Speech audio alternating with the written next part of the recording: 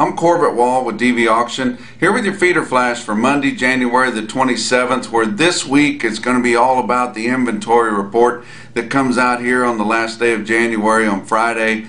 We've been expecting it to show a smaller calf crop. That's what we're looking forward to, is getting a handle on these supplies, and all signs lead to that. You look at 2018, our heifer slaughter was up another 7.1% over 2017, where it was up big then.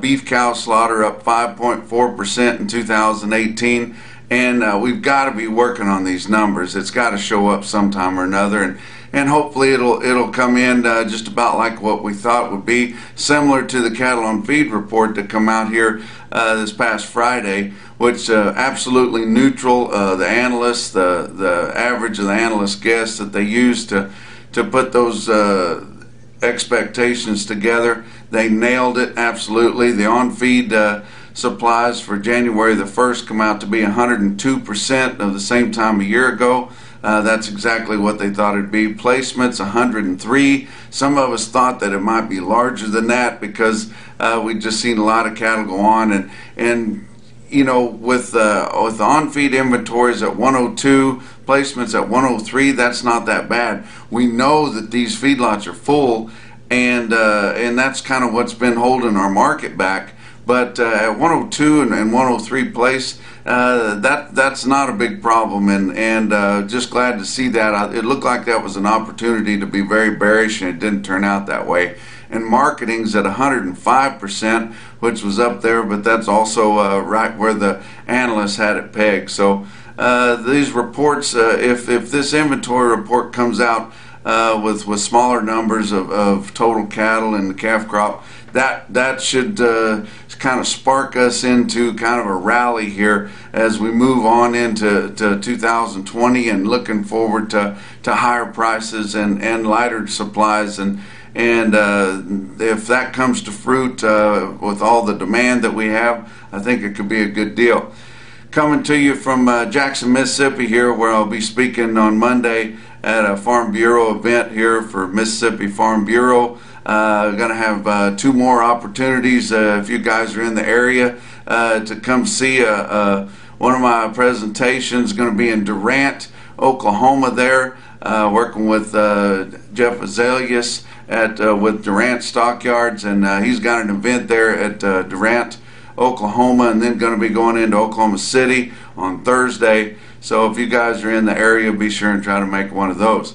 Let's look at the board last week to end the week on Friday, which was down hard, especially on the feeder cattle, and the board was down hard pretty much all the middle part and late part of last week. But a lot of that had to do with this virus that's coming out of China, and I'm not talking about the hog virus. I'm talking about a human virus that is spreading kind of rampantly and giving fears of people going to be too scared to travel and not going to be eating out as much and things like that. So that's probably the biggest downer on the board, which was responsible for some big losses. But let's look at the board for last week. February live cattle futures, Monday was closed, of course, because Martin Luther King Jr. Day. Tuesday was up 2 cents. Wednesday down 20. Thursday, when it really hit, down $1.50 for live cattle February. Friday was up 17 cents, with February live cattle ending the week at 124.85, down $1.50 for the week. April ended at 124.30, down almost $3, $2.95. Feeder cattle were down hard, and it's going to be interesting to see because our cash feeders are selling at quite a premium to what the board is, and we're here at maturity with January feeder cattle. Those will have to meet up. Now, I'm sure we're probably going to see some pressure on our feeder weights this week because the board is right here at maturity. It's going to be pulling it down, but perhaps we could come up and meet halfway. But let's look at your feeder cattle board for January. Monday was a holiday. Tuesday down 27 cents. Wednesday down $1.15. Thursday down $1.15. Friday down 92 cents, with January feeder cattle ending the week at 141.85, down $3.50 for the week. March feeder cattle 139.67, down $5.33 for the week. guys, that could be an opportunity, especially if this inventory report comes out kind of like we thought.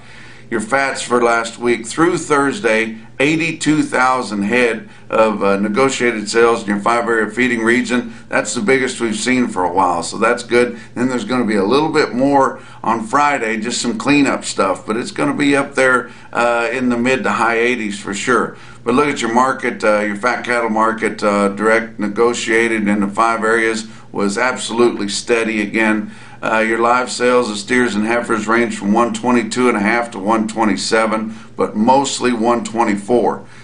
Dress sales, steers and heifers in the 5 area, 198 to 199.50, mostly at 199, but absolutely steady there. And like I said, Friday, a little bit of cleanup trade we saw in the Northern Plains. Iowa had confirmed sales just under 2,000 head, same market. Nebraska, same market there also with them, 199 mostly dressed. Box beef cutout values, your average trade for last week had your choice cuts at $214.78. That was up $2.20. Your selects, your average trade for last week, $212.17. You got a choice select spread of $2.61. Very, very narrow, not really working in the favor of the guys in the Northern Plains that like to sell those premium cattle and sell them on the grid. There's just not that many premiums out there right now. 575 loads of cuts, grinds, and trimmings.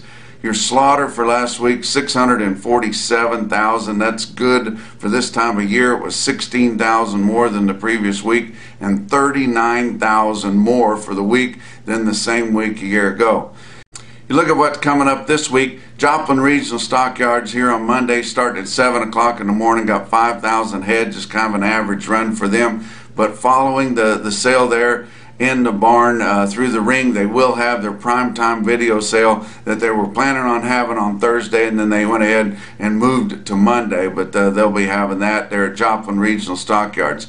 Let's look at your market for last week. Real-time index on DV auction ended the week at 145.37. That was actually up 12 cents. Just kind of the way it shook out with the 7-day moving average. But you look with that real-time index, which is a precursor to the CME feeder cattle index, which is what your board's going to have to meet up with here late this week. And it's at a big premium to what the board's showing. So, like I said earlier, that those are going to have to come together. I'm sure there's going to be some pressure. I expect some pressure here on your high volume sales early in the week on your feeder weights just because of that. But we could see the board come up a little bit to meet it halfway. Your cash feeders last week in the sales steady to $3 lower, and we kind of expected that this time of year. It just seems like spring. There's just pressure on your feeder weights and a lot of support on your lightweight cattle because we're expecting there to be a shortage of the lightweight cattle, and hopefully we'll see that with the cattle inventory report that comes out into the week too. But like I said, steady to $3 lower on your feeder weights. Actually, some of your sales, like always, were a little bit higher, mainly there in the southern part of Kansas. Dodge City, Winter Livestock there, and Pratt were both a little bit higher on some of their feeder weights and classes there, and there was a few others that were that way, and it's just kind of picking around. It wasn't a big loss last week and a decent market, but just continued pressure, mostly from the lack of vacancy in your feedlots. But we did see higher lightweight calf prices, and there's just a lot of drive on these lightweights right now. There's not many of them around. Guys know they're really going to get short as we get closer to grass in March, and so they're trying to get those lightweight calves bought now. Just kind of hold them until we see the early spring turnout there. But we're not seeing any of the $150 8-weight steers anymore. We were seeing some of those the last several weeks, and it's just getting tougher and tougher on them. Some of your 7 weights are bringing a big enough price to kind of hold the average up on your index cattle, but you just don't see any $150 800-pound steers right now. Look at some of your other markets from late last week. Western Video Market on Thursday of last week out of Red Bluff, California. They had a pretty good sale there. And one stick-out deal I saw was the Thomas Cattle Company lightweight calves there. These are ranch-raised calves, weaned steers, and then that's the key deal on that. They were weaned, and the grass is pretty good out west there. And these cattle were located 60 miles south of Boise, Idaho, and they deliver the first week of February, so pretty current right here. But 180 of these calves weigh 505 a delivery at $198. I told you they had some replacement stock on that sale too, and a lot of good ones there. I mentioned earlier that my friend Glenn Benjamin from Simla, Colorado, he was selling a load of his home-raised bred cows there, and kind of had a dispersal of his coming 4-year-old bred cows right there south of Denver on the east side of the state. They bring $1,750 per head for those bred cows. Some other individual quotes from late last week. St. Onge, South Dakota, 71 head of 559-pound steer calves bring $194.